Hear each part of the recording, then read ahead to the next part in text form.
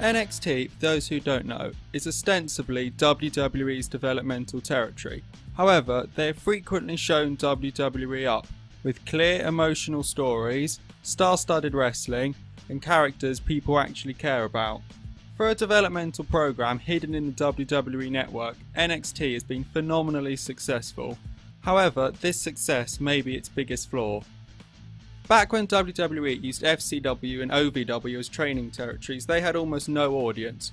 Not only did this help keep stars hidden while they were being trained, it meant that as soon as someone was main roster ready, they could be promoted.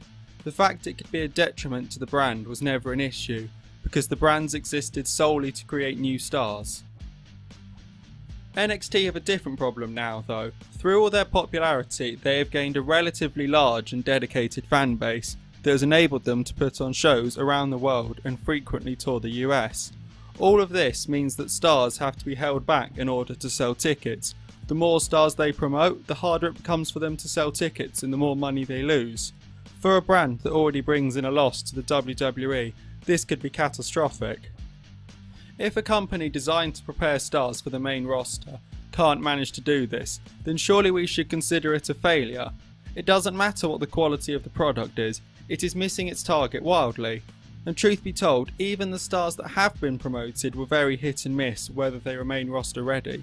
I know we can say Neville, Tyler Breeze and Bo Dallas, amongst others, have been misused, but looking at the stars and the gimmicks they had, is this any surprise? A character that can get over in front of NXT has to fulfill wildly different criteria from a character that fits the main roster product.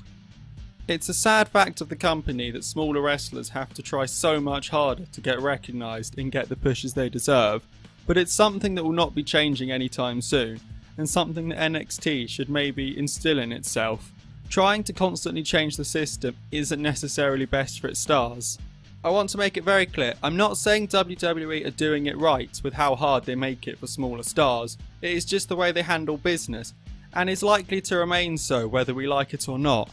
Vince still clearly finds it difficult to put his faith behind anyone who isn't a 6'6" powerhouse, and is very set in his ways now. So NXT could potentially benefit from making itself fit the WWE style more closely. This might also slow down its popularity and let it get back to developing new stars, because as fantastic as having what is essentially a third brand in the WWE is, I think it would be a lot better if we could build new stars with characters who will thrive on the main roster. If you do have any thoughts or questions, find me on Twitter at Ropeburn Podcast or email me on chester@ropeburnwrestling.co.uk. I'd like to thank Kevin MacLeod for his track Cool Hard Facts, used in this podcast and licensed under Creative Commons by Attribution 3.0. You can find it at incompetech.com.